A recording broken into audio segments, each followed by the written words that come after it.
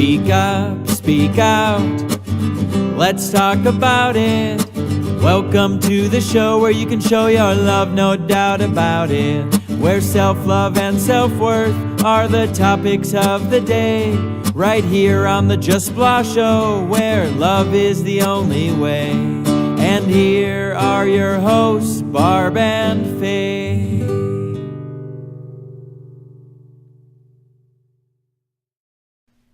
Hi, and welcome to Just Blah. This is Faye. This is Barb. And we're going to just jump into this conversation here. I have a quote for you, Barb, and I just wanted to kind of get feedback from you. It's from Carl Jung, and I know he's one of your faves. So here we go.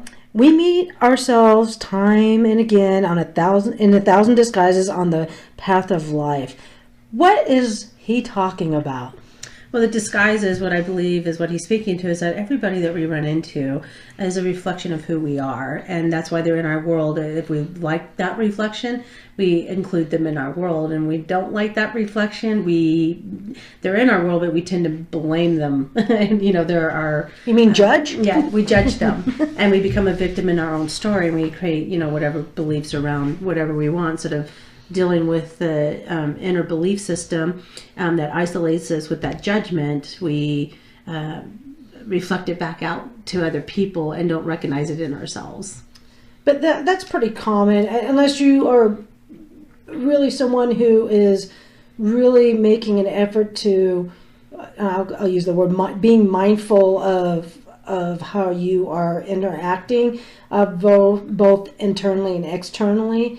I think the most important relationship is probably the relationship with yourself, which would affect, I would assume, this type of relationship. And I just wanted you maybe to touch upon what self-awareness is versus ego, and how those kind of intertwine together, and how that might affect someone's perception. Sure. So when I hear the word perception, the word for me that I use that's more fun and maybe a little bit more relatable is the magic we create. Mm-hmm. Our perception is how we view the world, and we have complete control over how we view something through our thoughts and how we bring things in and how we make an attachment to it, forming the judgments, which we usually so attach your belief behavior. system. Yeah, so your belief system will. Well, the thoughts create your belief systems, but your belief systems can also control your thoughts in the sense that we get stuck in the groove. We get stuck in the groove, and so you actually have to make a conscious decision saying something that I believe in right now is, not working. Like I feel like it would be like self-acceptance would be a really good one. Like, I'm stupid. That's a really common one, and if you're in that groove and your thought is that, and then you're not correcting it or stopping it and saying, wait a minute, I'm not stupid, I'm intelligent, or I'm, whatever makes you feel a little better, will affect your belief system. And that's so you just created magic by shifting to, wait a second, that's an illusion that I'm stupid. I'm not stupid. I am, intelligent, well-spoken, whatever it is that you want to, form, which is the truth of who you are. Mm-hmm. That is from the space of truth.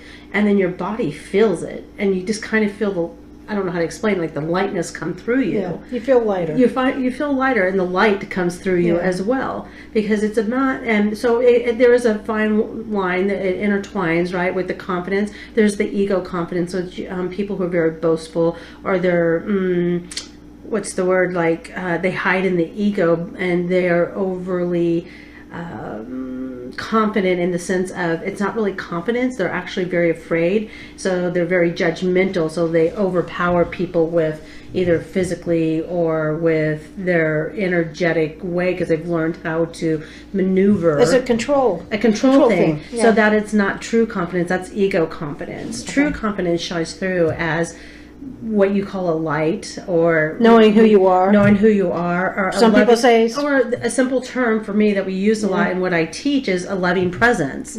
Or being in alignment with yourself, or being in alignment, whatever you're, whatever you want to call it. Christ, or what do they call it? Christ consciousness. Yes, Christ consciousness. Yes. Yeah. So that would be how I would explain that. And the ego is really based in personality, where the self or your inner being, or whatever you believe it is, the Holy Spirit, that is the truth, authentic who you are, never really shifts. You can always shift your ego. You can always move it to fit whatever scenario. But in the background of it, running is always the self waiting patiently to have a space to come through. So ego is something that can be changed over time to, and I guess the self relationship is the relationship between the ego and the self. Having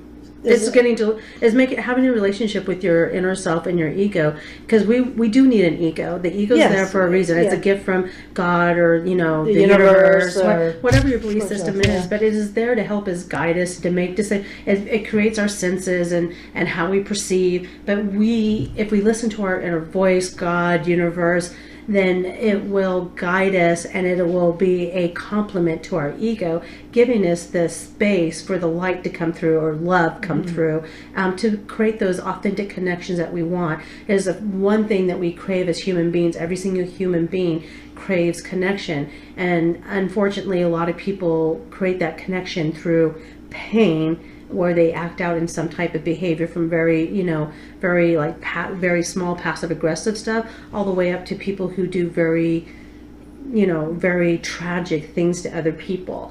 And it's about the belief system that is structured within their life form, and sometimes mental illness does play into that, but it's so on fire that it creates this whole thing that happens. So it's unfortunate, and it's not being aware. Yes. I mean, because you're allowing the ego to control who you are. So the ego would be a stronger presence versus the self. I don't know what else to call it, but the self. And so when you're being mindful and you're practicing mindfulness, it's not that you're not feeling sad or hurt, and it doesn't mean that it's human nature to judge, and it's kind of hard. That's part of the ego.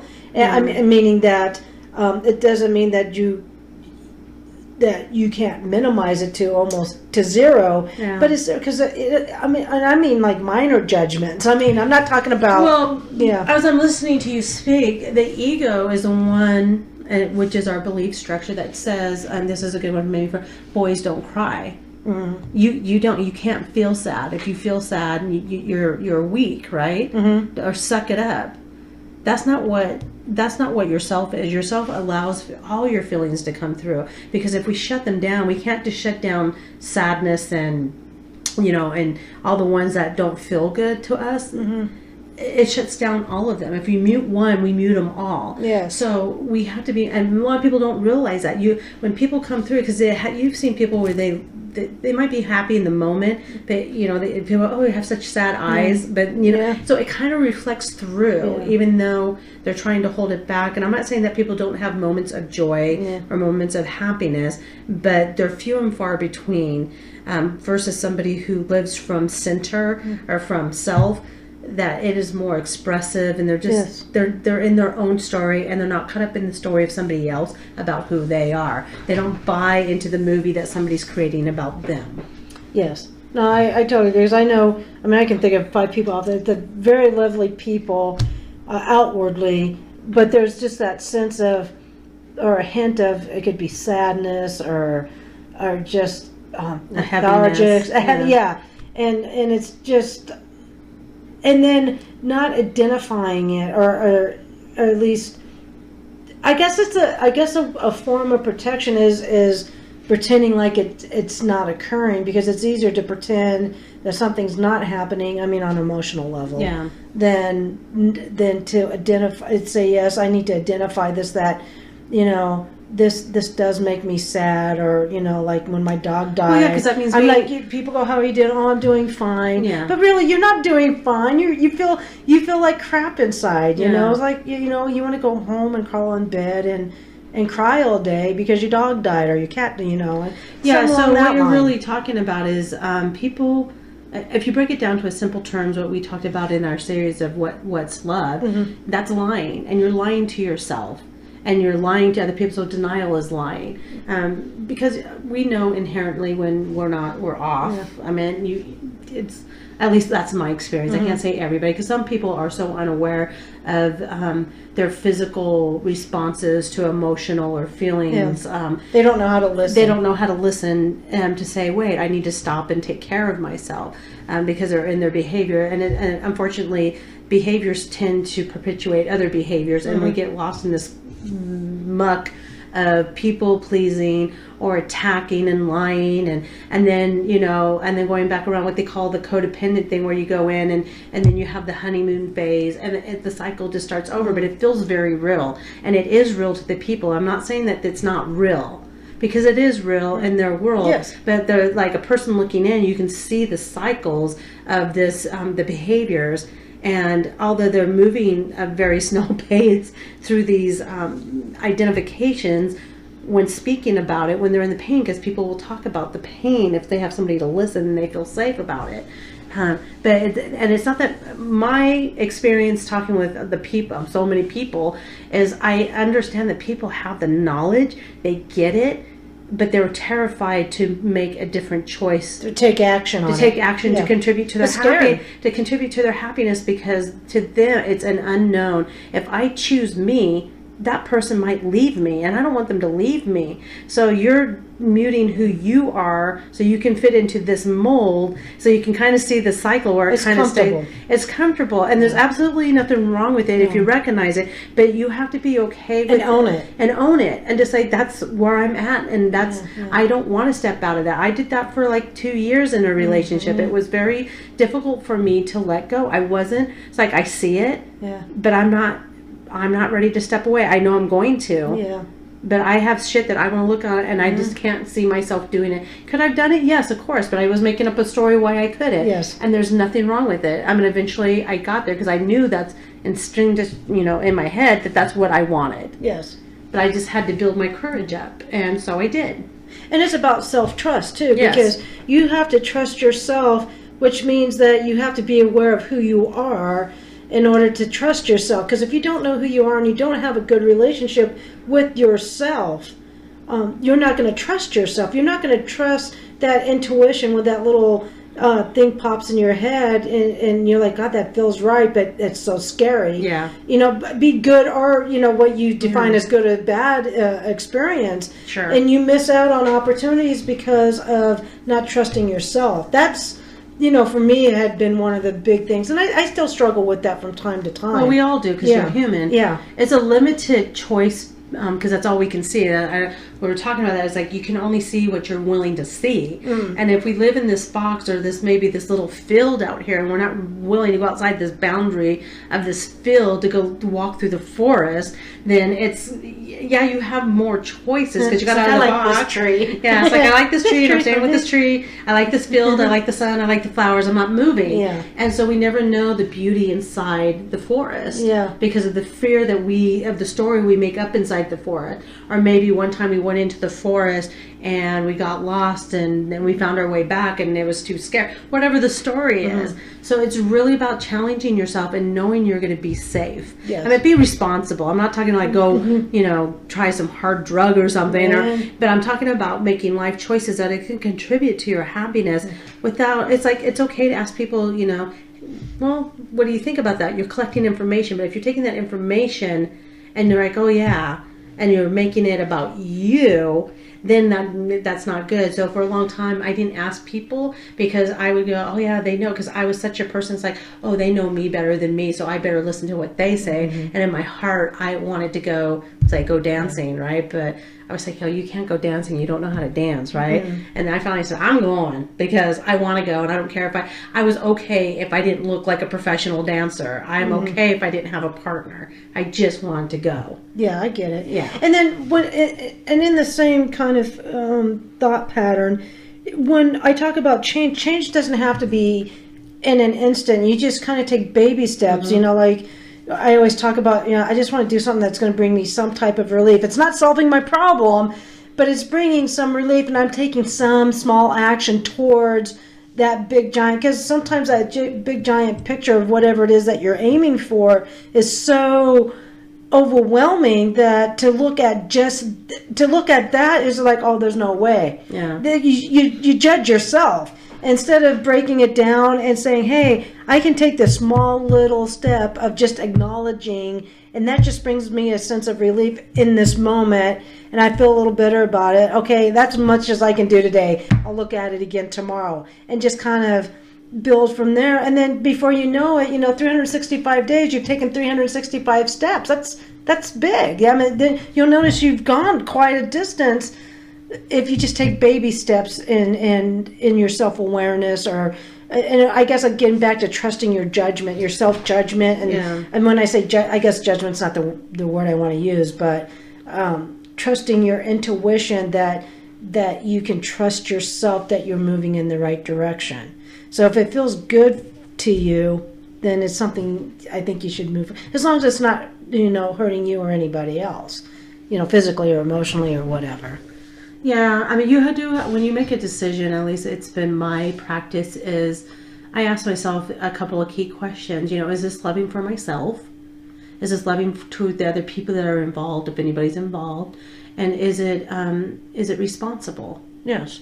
And if I can say yes to that, then I usually just move forward with it. Yeah. And I've always thought, so I really want to get back to the perception part, because the perception is really about how we see the world and how we take things in, how we connect with people. So when we are having negative thoughts about other people, it really affects on what choices we see and how we feel about the world and about those people. And we kind of perpetuate our fear of whatever we're believing in the moment. So we usually judge somebody, like say that, oh, they're so mean, or they're so this, or they're so that.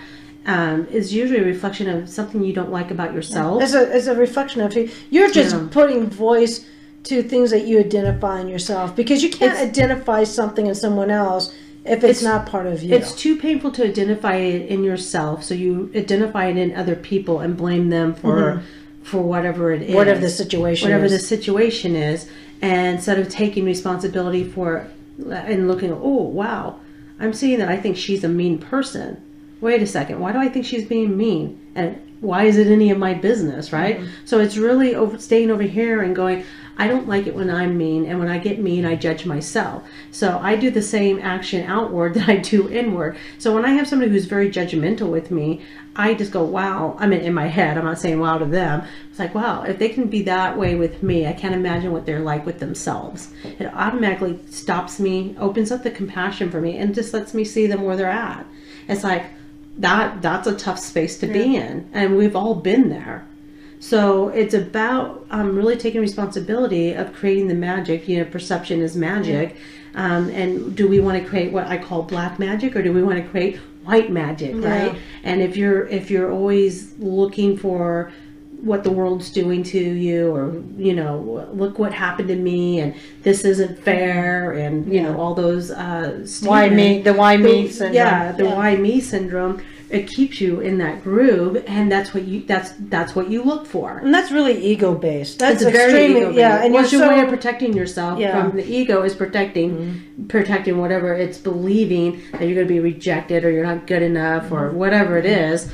And it creates this huge sense of separation. But the separation, it feels like it's outward, but the separation is really inward, between the ego, what you call the ego, the personality, and your inner self. And you're creating this wall between you and the ego, and so you're letting the ego drive the bus instead of your true self drive the bus. Instead of moving forward and trusting that your inner guide, or your Jesus, or whoever it is that you want to call it, your higher heart, whatever, your higher power comes forward, and you move into that seat, and then they complement each other, because the ego, our personality, is there to give us a difference. We're not robots, and it's okay to have preferences. What's not okay is to take our preferences and expect other people to show up exactly how we want them in our preferences, and not honor what their preferences are. That's the belief system. Yes. Yeah.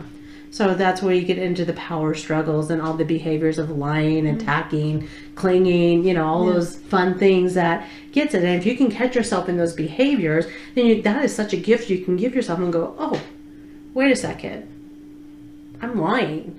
I'm lying to myself, or I'm lying to this person. Why am I lying? I'm lying because I'm afraid they're going to reject me, or they're going to say no, or I don't want to take that responsibility and I don't know how to use my voice, so I'm going to lie about it and do it anyways. And, that whole genre. So it creates this huge, you can see how it builds, over the years. Yeah, and I think part of that is being self-aware allows you to make choices, because when you're with somebody who is upset or angry or judging you, well, if you're able, or at least for me, if I'm able to identify that, hey, wait a minute, this isn't a good interaction for me, then you allow yourself that choice to leave. But if you jump into it with them and now you're judging each other back and forth, really is what it is, and you start escalating it, now you're in this whirlwind of, I'll call it negativity, because that's all it is. You're just throwing crap back and forth at each other. Yeah, so emotional crap. So what you're explaining in that scenario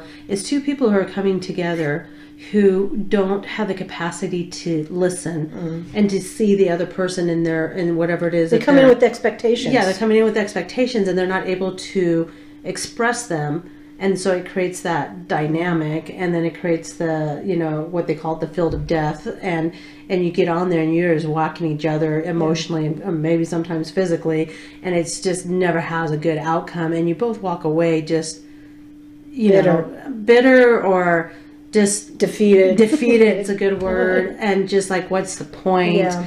And it's because, there's a reason why you're attracted to the person that you're having involvement with, whether it's an intimate partner, friendship, family. And the thing is that they're there for a gift to give you this. And it's really a gift if you can stop and go, okay, they did nothing wrong. They're just being who they are in that moment. And I'm making it about me because they're behaving a certain way. So I'm really, if you think about it, it's very selfish. Yeah. And I'm not saying that you sit there and let people walk all over you, because you don't.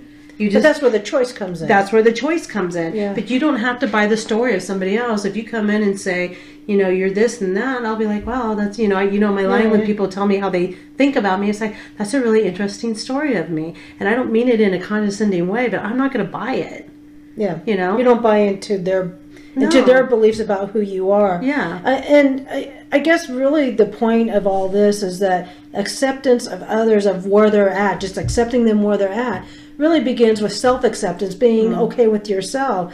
So to me, if I find myself getting in a rift, that means there's something going on within me that I feel this need to act out, because obviously it's being reflected back to me. And obviously the same for the other person. That's how we found each other, right? Yeah. We need to find somebody to spar with. You attracted this person into your life somehow, like you said, for a lesson or a gift. And why am I dancing the same dance to the same song over and over with different dance partners? It's really the same thing until you wake up and go, wait a minute. Yeah, because what happens is when you start saying, wait a minute, and you start choosing for you from the inside out, those same experiences that if they come around again will not trigger you into some behavior. And you're actually raising your vibration, and usually those relationships will fall away, because as you But naturally, it's not going to be like, no, you don't have to go in there and announce it. No. It just naturally occurs. It does, and it's not going to be some big blowout, drama, fisticuff drama type filled. of drama filled. It's just going to naturally fall away, because you're not whatever that was, and if you're just parting in your journey. Yeah, you walked a road, you learned a lesson, and now the fork in the road, and it's time for you to go this way, and they're going to either continue with you and change, or take the other fork. Really, that's just how it is. It is. It's that simple, but we don't make it simple, because it's the resistance of letting go. Because we're not really letting go. This is a whole other subject. Is a non-attachment. It's really not letting go. It's growing forward, and it's not forcing anybody to come with you. It's just like you just naturally move, or you choose to stay. There's no wrong in any of it, as long as you stay in your own story and decide what's good for you, what makes you happy. Because when you're happy, then you can show up and be that person of kindness and compassion and naturally, and it's And not have empathy. and have because yeah. you've walked in those shoes and you get it. You get it. Yeah, but you don't have to be part of that story either. No, you can just be yeah. a witness to people's stories. Yeah. And that's the most beautiful thing you can be, is a witness to somebody else's story. Yeah. And like to I- your own. Yeah, and like I always say, it's so easy, it's hard. I know. You know, and I mean, it's kind of a mantra almost for me because Yeah. this is so easy, it's hard to do. Yeah. And, you know, it's just, I know we just barely touched on it and we kind of jumped all over the place. So do you have any closing thoughts you'd like, because we're kind of getting to the end here of time-wise, and do you want just to maybe give a little, you know, not advice, but just an Yeah. opinion or Well, a I can thought? just say with my own experience that over time I've learned by staying present in the moment, that is the best perception I can give for myself. And when I can see myself clearly and know without a doubt and own who I am, that I can, then I don't have to, and trust is the other word, I don't have to perform, I don't have to prove, I don't have to be anything but me. And then it gives me space and an opening to be all those things I want reflected back to me: kindness, compassion, empathy, you know, tenderness, all those things I want. I give it space to open, but I have to give it to myself first,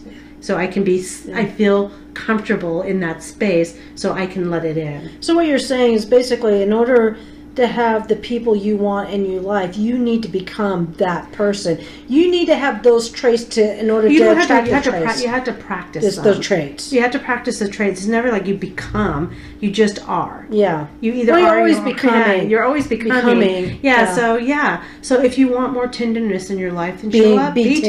tender. If you want more communication, listen as much as you want to be listened to. Yes. You know, if you want kindness, then be kindness. I mean, I intentionally do things that are kindness, and I don't have an attachment of whether it's recognized or not. Yes. Now, when it is, it's lovely, but it's not an expectation. I do it from the heart. Compassion, tenderness, those are my big ones, right? You don't use it for control, because No. if you start putting expectations like, I'm such a nice person, look at all the nice things I've done for you, and then you use that as a form of attack. But or that's a form, not being tender or compassionate. No, but I'm just no. saying, but people think that they are being kind because it's a misunderstanding of what kindness is, and that's just a learning journey. Well, you know? the lesson is that most people are going to people who don't have the capacity to give it to them, and they're expecting them to give it to them. Yes. So you can't. I mean, when you have that and you're going to an empty well, you're not going to get water. You're not going to get any And that's why I water. talk about when you raise your vibration or you change your group of people, is that you will naturally start attracting that if you allow that. Yes. But if you're going to the person that is does not have the capacity to do it, you will never change them, and you're just going to get frustrated. Yes. So- And if you're going out thinking, well, he'll change or she'll change, they won't change. And you just have to be able to accept. Well, you they can can change, but if it's you from the can't inside. change them. Yeah, but you can't change no, them. but it's from the inside out. That it has to be there, and they can't do it because you want it, because then it's very temporary. Yeah, I mean, if their it's a- heart's in the right place, I get it, but it's not gonna. It's not. It doesn't have any stick to itness to it. Yeah. Because of the nature From of, where it's coming from. Yeah, from the nature The of where it's- intention. Yeah, the intention. All right, I guess we'll end there. I guess until next time. Peace out.